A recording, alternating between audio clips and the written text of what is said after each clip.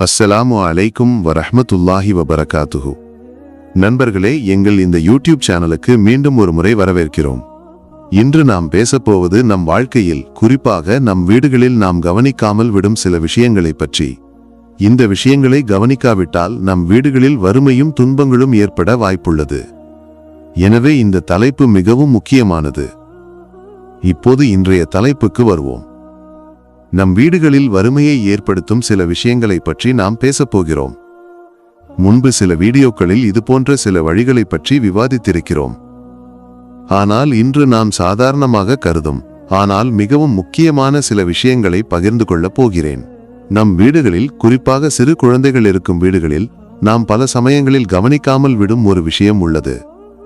நம் குழந்தைகளுக்கு இரவு தூங்கும் போது டயப்பர் அணிவிக்கிறோம் இல்லையா? இரவு தூங்கும் நேரத்தில் அந்த குழந்தைகள் டயப்பரிலோ அல்லது அவர்கள் படுத்த இடத்திலோ மலமூத்திர விசர்ஜனம் செய்யும். காலையில் நாம் எழுந்தவுடன் சில சமயங்களில் அந்த டயப்பரை மாற்றி குழந்தையை கழுவாமலேயே அதை வீட்டுக்குள் ஒரு பக்கெட்டிலோ அல்லது மூலையிலோ வைத்து விடுவோம். சில வீடுகளில் இந்த டயப்பர்கள் அல்லது அழுக்கு துணிகள் மறுநாள் மதியம் அல்லது மாலை வரை வீட்டுக்குள்ளேயே இருக்கும். இதேபோல் வீட்டுக்குள் உள்ள குளியலறையின் ஒரு மூலையில் இதுபோன்ற அசுத்தமான பொருட்களை நஜஸ் குவித்து வைப்பவர்களும் உண்டு. நண்பர்களே, இது மிகவும் கவனிக்க வேண்டிய ஒரு விஷயம். இதுபோன்ற பழக்கங்களை நம் வீடுகளில் வழக்கமாக்கினால் அது வறுமையையும் துன்பங்களையும் ஏற்படுத்த வழிவகுக்கும். மாறாக நாம் என்ன செய்ய வேண்டும்? இரவிலேயே குழந்தையை கழுவி சுத்தப்படுத்த வேண்டும். மலமூத்திர விசர்ஜனம் நடந்த டயப்பர்களையோ துணிகளையோ கழுவி சுத்தப்படுத்தி வைப்பது மிகவும் உத்தமமானது. அதற்கு முடியாவிட்டாலும் குழந்தையை கழுவி சுத்தப்படுத்திய பிறகு இந்த அசுத்தமான பொருட்களை வீட்டுக்குள் வைக்காமல் வீட்டுக்கு வெளியே ஒரு பக்கெட்டிலோ அல்லது வேறு இடத்திலோ வைக்க முயற்சிக்க வேண்டும். இனி சிலர் இந்த அசுத்தமான டயப்பர்களையோ துணிகளையோ வீட்டுக்கு வெளியே ஒரு பாத்திரத்தில் வைத்திருக்கலாம். ஆனால் அங்கு கோழியோ அல்லது வேறு உயிரினங்களோ வந்து அதை கடித்து கிழித்தால் அது மிகப்பெரிய பிரச்சனையை ஏற்படுத்தும். குழந்தைகளுக்கு நோய்கள் வரவும் வீட்டில் பர்க்கத் அனுக்கிரகம் குறையவும் இது காரணமாகலாம். எனவே அசுத்தமான பொருட்களை, அது குழந்தைகளுடையது மட்டுமல்ல, வீட்டுக்குள் ஒருபோதும் குவித்து வைக்க கூடாது. நம் முன்னோர்கள் பண்டு கூறியிருக்கிறார்கள், வீட்டுக்குள் குளியலறை அமைப்பது கூட பர்க்கத்துக்கு தீங்கு விளைவிக்கும் என்று. காரணம், குளியலறையில் அசுத்தம் ஏற்படுகிறது. இருப்பினும் இன்றைய காலத்தில் வசதிக்காக ஒவ்வொரு வீட்டிலும் குளியலறை உள்ளது. ஆனால் அந்த குளியலறைகளையும் கழிப்பறைகளையும் எப்போதும் சுத்தமாக வைத்திருக்க வேண்டும். அசுத்தம் எங்கும் தங்காமல் எல்லாவற்றையும் கழுவி தொட்டியிலோ வெளியேயோ செல்லும் வகையில் நாம் கவனிக்க வேண்டும். இன்னொரு முக்கியமான விஷயம், நம் வீட்டு முன்புறத்தில் உள்ள செருப்புகள் பற்றி. சில வீடுகளில் 4 அல்லது 5 பேர் மட்டுமே இருப்பார்கள். ஆனால் வெளியே பார்த்தால் ஒரு பெரிய கூட்டம் நடப்பது போல செருப்புகள் குவிந்து கிடக்கும்.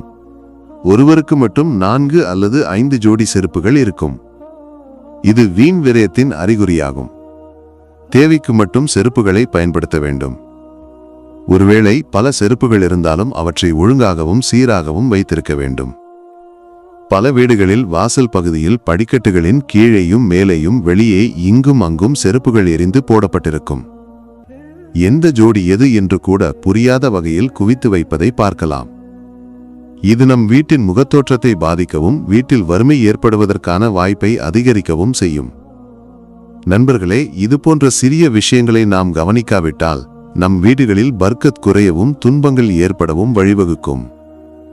நம் முன்னோர்கள், குறிப்பாக முஹம்மது நபி ஸல்லல்லாஹு அலைஹி வஸல்லம், சுத்தத்தையும் சுகாதாரத்தையும் எவ்வளவு முக்கியமானது என்று நமக்கு கற்றுத்தந்திருக்கிறார்கள்.